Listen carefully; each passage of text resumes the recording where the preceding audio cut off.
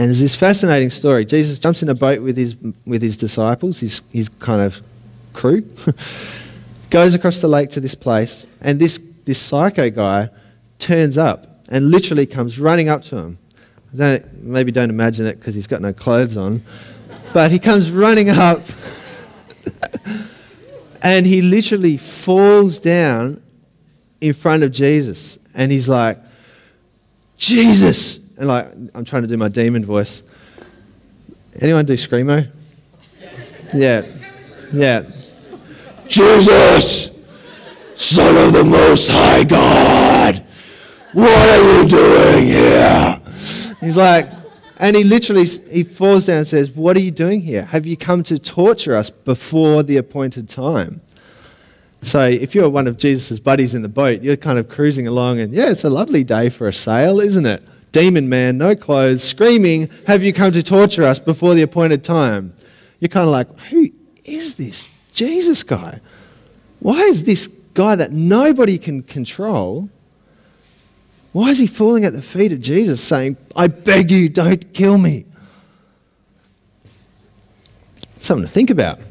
Anyway, Jesus, with his authority, speaks to the bloke, speaks to him. And it turns out there are many demons in this guy. And Jesus has authority, and he cleans him up. And it's kind of entertaining. It's kind of weird. It's hard to imagine this actually happening.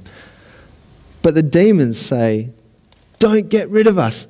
Don't get rid of us. Throw us into the pigs. So Jesus says, okay, there's a bunch of pigs over there on the hillside. You can come out of the man and you can go into the pigs. And no lie, it says this in the Bible. You can read it. So the demons come out of the man, go into the pigs go absolutely burko and jump off a cliff and drown. It's one of those weird stories in the Gospels, which you kind of read and go, I would have loved to have been there to see that kind of unfold. Awesome story. Now this guy gets totally cleaned up, and actually he wants to follow Jesus, and Jesus says, hey, no, you stay where you are and go and tell everyone what God has done for you. He says, go and tell everyone what God has done for you. And it says in the Bible, so the man went and told everyone how much Jesus had done for him. It's beautiful.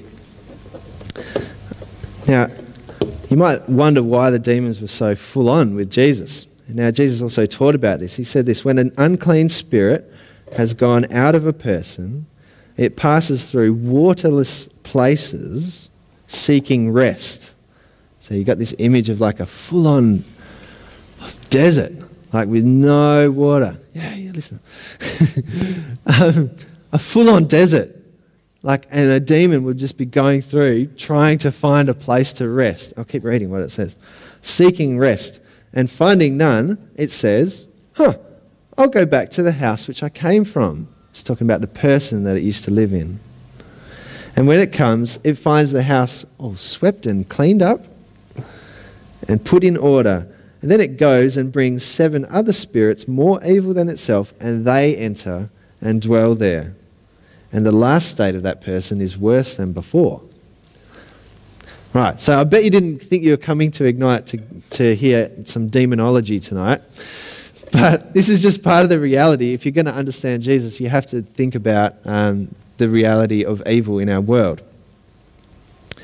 Why am I telling you about that? The bloke, the crazy guy, had a whole bunch of rubbish in him. And the key for him was not just emptying the rubbish, it was actually getting filled with something good. It wasn't just about getting the demons out, like we read just then. It says if it goes out, the demon goes out, then it can come back and find the place all tidy and ready and empty. Oh, that's a good place to live. So for this guy, he had all these demons cast out, and all of a sudden he had God in his life, and God was the light who was driving out the darkness out of this guy's life. So if we think about throwing out the trash, we're kind of thinking about having something so wonderful and good and light and bright and beautiful in our lives that anything else just looks like rubbish and is just kind of like, meh, why would I bother? Give you an example from my life. I kind of lost the plot in high school. I don't know what was going on. It's all sorts of weird stuff happening for me. And I was just, I was going through these stupid relationships, and I was filled with this crazy anger, and my parents went to church, and I hated it. I was having a chat with my dad during the week, and he goes, yeah, I remember you saying to me at one point, really angrily, Christianity's your life, not mine. So I was really angry at them, I think.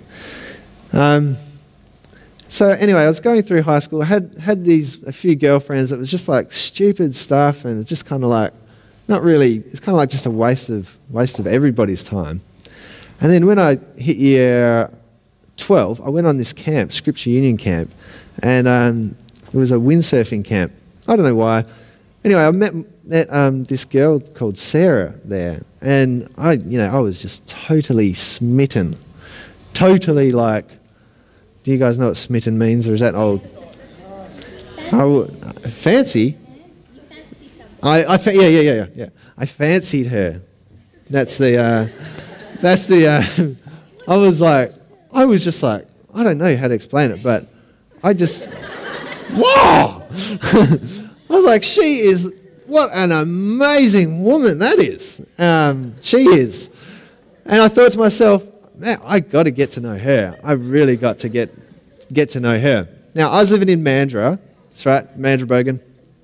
And she was living in Willetton. And this is before internet was like really widespread. But everything was colour back then. It wasn't black and white. And we hung out on the camp. We had a great time. I really enjoyed her company. I went home to Mandurah. She went back to Willetton. And I remember thinking, I don't care. I'm writing her a letter. So I wrote her a letter, and kind of sent it off with fear and trembling.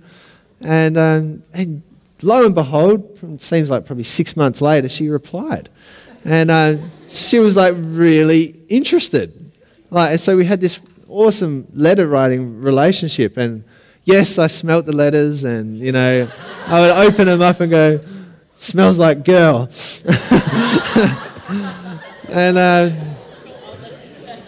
And her handwriting was just beautiful, and she always wrote on nice paper, and I was just kind of like, man, this is an awesome woman. Why am I telling you my romance stories? We still got the letters, by the way. I ended up marrying her, and isn't that cool? Yeah. Did anyone meet Sarah today from the B&V day? She came in to help. Yeah, some of the guys met Sarah. Yeah, cool. She's a great woman, hey? Careful. No. Why am I saying this? Look, when Sarah landed in my life, all this other crap in my life just disappeared. I had no desire to pursue these stupid relationships with other people. I didn't. When she turned up, I was like, bang. Garbage was gone. I didn't even have to think about it. Garbage was gone. And also for me, like I told you, I think I was dealing with some crap during my high school years. And like a turning point for me was finding a bunch of 20s, around about the 20-year-old people. So I'm 16, 17. I was lucky enough to become friends with a bunch of 20-year-old or so people who were just like absolutely awesome to hang out. They were totally interesting. We'd go windsurfing with them. We'd go full driving with them. We'd go surfing with them.